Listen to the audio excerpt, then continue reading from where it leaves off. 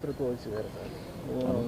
ಸ್ವಾಭಾವಿಕ ಎಲ್ಲರಿಗೂ ಎಲ್ಲರಿಗೂ ನೋಡಿ ಪ್ರಕಾಶ್ ರಾಜ್ ಅವ್ರಿಗೆ ಹೇಳ್ತೀನಿ, ಕೇವಲ ಕರ್ನಾಟಕ ಯಾಕೆ ಅಷ್ಟೇಪ್ಪ, ಯು ಪಿಯಲ್ಲೂ ಮಾಡಿ, ಆಂಧ್ರ ಪ್ರದೇಶದಲ್ಲೂ ಮಾಡಿ, ತೆಲಂಗಾಣದಲ್ಲೂ ಮಾಡಿ, ಅಸ್ಸಾಂದಲ್ಲೂ ಮಾಡಿ. ಇಲ್ಲಿ ಬಹುಭಾಷಾ ನಟರು ಇದ್ದಾರಲ್ಲ ಅವರು, ಬರೀ ಕರ್ನಾಟಕದಲ್ಲಿ ಯಾಕಷ್ಟೇ ನಿಮ್ಮದು?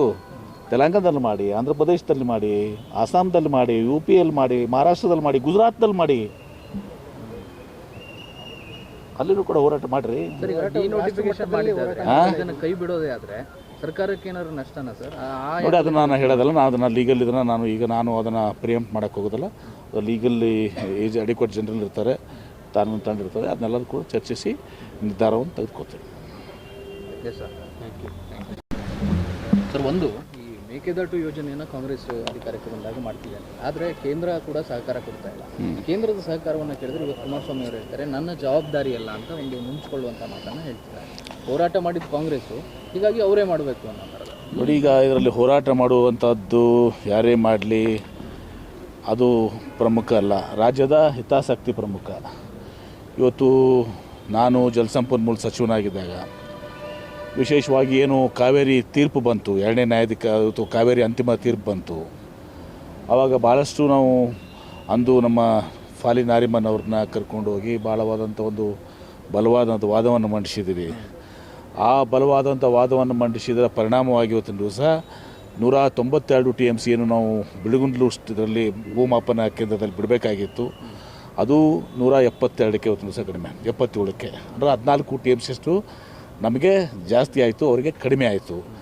ತದನಂತರ ಬೆಂಗಳೂರಿಗೆ ಕುಡಿ ನೀರು ಏನಿತ್ತು, ಕುಡಿ ನೀರಿಗೆ ಅವ್ರು ಭಾಳ ವಿರೋಧ ಇತ್ತು. ಯಾಕಂದರೆ 2/3 ಭಾಗ ಇವತ್ತು ಸಹ 2/3 ಬೆಂಗಳೂರು ಬೇಸಿನಲ್ಲಿ ಕಾವೇರಿ ಬೇಸಿನಲ್ಲಿ ಬರೋದಿಲ್ಲ ಅಂಥೇಳಿ. ಆವಾಗ ನಾರಿಮವ್ರನ್ನ ಸ್ಮರಣೆ ಮಾಡ್ತೀನಿ ಮತ್ತೊಮ್ಮೆ ನಾನು. ಅವರು ಅಂದು ತೆಲುಗು ಗಂಗಾ ಪ್ರಾಜೆಕ್ಟ್ನ ಉದಾಹರಣೆ ಕೊಟ್ಟರು. 5 TMCಯನ್ನು ಕೃಷ್ಣ ಇದರಿಂದ ನಾವು ಕರ್ನಾಟಕ, ಆಂಧ್ರ ಪ್ರದೇಶ ಮತ್ತು ಮಹಾರಾಷ್ಟ್ರ 3 ರಾಜ್ಯಗಳು 15 TMCಯನ್ನು ಕೊಟ್ಟಿದ್ದೀವಿ. ಅದು ಔಟ್ಸೈಡ್ ಬೇಸಿನೇ ಆಗಿತ್ತು, ಮದ್ರಾಸಿಗೆ, ಇಂದಿನ ಚೆನ್ನೈಗೆ ಅಂತ ಹೇಳಿದಾಗ. ಆವಾಗ ಸುಮಾರು 4.75 TMC ನಮ್ಗೆ ಸಿಗ್ತದೆ. ಅಂದರೆ ಅದನ್ನು ನಾವು ಕನ್ಸಂಪ್ಟಿವ್ ನಾನ್ ಕನ್ಸಂಪ್ಟಿವ್ ಒಂದು ಚಾರ್ಟ್ ಇದೆ, ಅದರ ಪ್ರಕಾರ ಸುಮಾರು 30 TMC ಆಗ್ತದೆ, 28-30 TMC ಆಗ್ತದೆ. ಅದು ಪ್ಲಸ್ 44 TMC ಆಯಿತು. ಪ್ಲಸ್ಸು ತಮ್ಗೆ ಗೊತ್ತಿದೆ, ಪ್ರವಾಹ ಬಂದಂಥ ಸಂದರ್ಭದಲ್ಲಿ ಹೆಚ್ಚಿಗೆ ಮಳೆ ಅದು ಈಗ ಇದೆಯಲ್ಲ, ಆ ಸಂದರ್ಭದಲ್ಲಿ ವ್ಯರ್ಥವಾಗಿ ಸಮುದ್ರಕ್ಕೆ ಸೇರ್ತದೆ. ಇದೆಲ್ಲವ ಕೂಡಿ ಇವತ್ತು ದಿವಸ ನಾವು ಈ ಮೇಕೆದಾಟವನ್ನು ನಾನು ಅವಾಗ ಪ್ರಸ್ತಾವನೆಯನ್ನು ಮಾಡಿದೆ. ಇವತ್ತು ಸಹ ಆವಾಗ ಅವ್ರು ಹೇಳಿದರು, ರಾಜ್ಯದಲ್ಲಿ ಇಲ್ಲಿನೇ ಒಂದು ವಲಯ ಏನಿದೆ ಸಬ್ಸಿಡಿ ಬೆಳೆಸಿದ್ದು ರೀಜನಲ್ ಆಫೀಸ್ಗೆ ಮಾಡಂತ ಹೇಳಿದರು. ತದನಂತರ ಅದು ಡಿಸ್ಪ್ಯೂಟ್ಸ್ ಇರೋದು ಕಾರಣದಿಂದ ಮತ್ತೆ ಅದು ಕೇಂದ್ರ ವಲಯಕ್ಕೆ ಹೋಯಿತು. ತದನಂತರ ನಮ್ಮ ಸರ್ಕಾರ ಬಂದ ಮೇಲೆ ಇವತ್ತು ದಿವಸ ಉಪಮುಖ್ಯಮಂತ್ರಿಗಳಾದ DK ಶಿವಕುಮಾರ್ ಅವರು ಅದಕ್ಕಿಂತ ಮುಂಚಿತವಾಗಿ ಮೇಕೆದಾಟು ಪಾದಯಾತ್ರೆಯನ್ನು ಮಾಡಿದ್ದೀವಿ. ಸೊ ಹೀಗಾಗಿ ನಮಗೆ ಇದರಿಂದ ಕೇವಲ ಕರ್ನಾಟಕಕ್ಕೆ ಅಷ್ಟೇ ಅಲ್ಲ, ಸಂಕಷ್ಟ ಬಂದಂಥ ಸಂದರ್ಭದಲ್ಲಿ ನಾವು ತಮಿಳುನಾಡಿಗೂ ಕೂಡ ನೀರು ಕೊಡ್ಬೋದಾಗಿದೆ ಮೇಕೆದಾಟುದಿಂದ. ಹೀಗಾಗಿ ಅದು ಪ್ರಮುಖವಾದಂಥ ಯೋಜನೆ. ಇದರಲ್ಲಿ ಕಾಂಗ್ರೆಸ್ಸು, BJP, ಅದು ಜನತಾದಳ ಮುಖ್ಯ ಅಲ್ಲ, ಅಥವಾ ಯಾರು ಹೋರಾಟ ಮಾಡಿದರೆ ಮುಖ್ಯ ಅಂತಲ್ಲ. ಈ ಸಂದರ್ಭದಲ್ಲಿ ಇದು ನಾವು ರಾಜ್ಯಕ್ಕೆ ಆಗಬೇಕಾಗಿರೋಂಥ ಅನುಕೂಲ ಅಷ್ಟೇ ಅಲ್ಲ, ತಮಿಳುನಾಡಿಗೂ ಕೂಡ ಅನುಕೂಲ ಆಗುತ್ತೆ. ಕೇವಲ ಇದನ್ನೇನಾಗಿದೆ, ರಾಜಕೀಯವಾಗಿ ಇದನ್ನು ಇಲ್ಲಿ ನಾವು ಮೇಕೆದಾಟು ಮಾತಾಡಿಬಿಟ್ರೆ ತಮಿಳುನಾಡಲ್ಲಿ ಅವ್ರಿಗೂ ಗೊತ್ತಿದೆ, ಇದು ಅವ್ರಿಗೂ ಸತ್ಯಾಸತ್ಯತೆ ಗೊತ್ತಿದೆ, ಇದರಿಂದ ನಮಗೂ ಲಾಭ ಆಗ್ತದೆ, ಸಂಕಷ್ಟ ಸಮಯದಲ್ಲಿ ನಮ್ಮ ನೀರು ಇರ್ತದೆ ಅಂಥೇಳಿ. ಆ ರಾಜಕೀಯವಾಗಿ ಜನ ಏನೋ ಬೇರೆ ಪಕ್ಷಗಳು ಇದು ಮಾಡ್ತಾವಂತೆ, ಅಲ್ಲಿಯ ರಾಜಕೀಯ ಪಕ್ಷಗಳು ಇದು ಮಾಡ್ತವೆ. ಹೀಗಾಗಿ ಇದು ಮಹತ್ವದಲ್ಲ. ಕುಮಾರಸ್ವಾಮಿ ಅವ್ರಿಗೆ ಹೇಳ್ತೀನಿ, ತಾವು ಸಹಕಾರ ಮಾಡಬೇಕು. ಮೇಕೆದಾಟು ಆಗೋದ್ರಿಂದ ಇವತ್ತು ಬೆಂಗಳೂರಿನ ಕುಡಿ ನೀರು ಎಲ್ಲವೂ ಕೂಡ ಬಗೆಹರಿತದೆ. ಆಂಧ್ರ ಪ್ರದೇಶ ಮತ್ತು ವ್ಯರ್ಥವಾಗಿ ಹೋಗುವಂಥ ನೀರನ್ನು ಕೂಡ ಇದು ಆಗ್ತದೆ. ಪವರ್ ಜನ್ರೇಷನ್ ಆಗಿ ಮತ್ತದಕ್ಕೂ ಹೋಗ್ತದೆ ಇವತ್ತಿನ ದಿವಸ.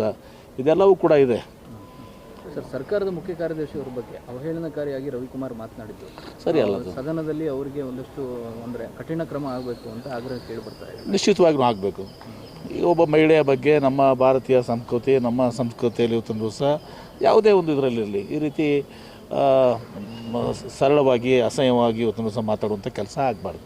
ಅದು ರವಿಕುಮಾರ್ ಒಬ್ಬರು ವಿಧಾನ ಪರಿಷತ್ತಿನ ಸದಸ್ಯರಾಗಿ ಇವತ್ತಿನ ದಿವಸ ಚೀಫ್ ವಿಪ್ಪು. ಒಂದು ಕಡೆ ನಾವು BL ಶಂಕರ್ ಸಾಹೇಬರು ನೋಡಿದ್ವಿ, ಯಾವ ರೀತಿ ಘನತೆ ಗೌರವದಿಂದ ಅವ್ರನ್ನ ಅದನ್ನು ವಿಧಾನ ಪರಿಷತ್ತಿನ ಚೇರ್ಮನ್ರಾಗಿ ಅವರು ಕೆಲಸ ಮಾಡಿದ್ದಾರೆ. ಹೀಗಾಗಿ ಅದನ್ನು ನಾವು ಖಂಡನೆ ಮಾಡ್ತೀವಿ. ಅವರು ಸದನದಲ್ಲಿನೇ ಒಂದು ದಿವಸ ಕ್ಷಮಾಪಣೆಯನ್ನು ಕೇಳಬೇಕು. ಒಂದು ದಿವಸ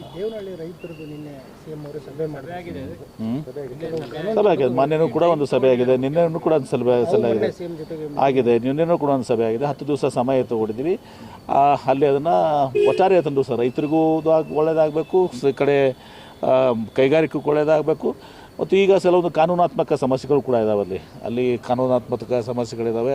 ಅದರಿಂದ ನಾವು ಯಾವ ರೀತಿ ಇದು ಓಡಬೇಕು. ಈಗ D24/28/4 ಆಗಿದೆ. ಈಗ ಡಿನೋಟಿಫಿಕೇಷನ್ ಮಾಡಬೇಕಾಗ್ತದೆ. ಇದೆಲ್ಲ ಡಿನೋಟಿಫಿಕೇಷನ್ ಬಗ್ಗೆ ನಿಮ್ಗೆ ಗೊತ್ತಿದೆ, ಯಾವ ರೀತಿ ಎಲ್ಲೆಲ್ಲ ಏನೇನು ಹಿಂದೆ ಪ್ರಕರಣಗಳಾಗಿದ್ದಾವೆ ಅಂಥೇಳಿ. ಇದೆಲ್ಲವನ್ನು ಇಟ್ಟುಕೊಂಡು ಸೂಕ್ತವಾದಂಥ ರೈತರ ಪರವಾಗಿ ಮತ್ತು ಈ ಕಡೆ ಒಂದು ಕಡೆ ಉದ್ಯಮ ಎರಡನ್ನೂ ಕೂಡ ತೆಗೆಸ್ಕೊಂಡು ಹೋಗಬೇಕಾಗ್ತದೆ ನಾವು. ಹೀಗಾಗಿ ಆ ಕೆಲಸವನ್ನು ಮಾಡ್ತೇವೆ. ಪ್ರಕಾಶ್ ರೈ ಅವರು ಇದರ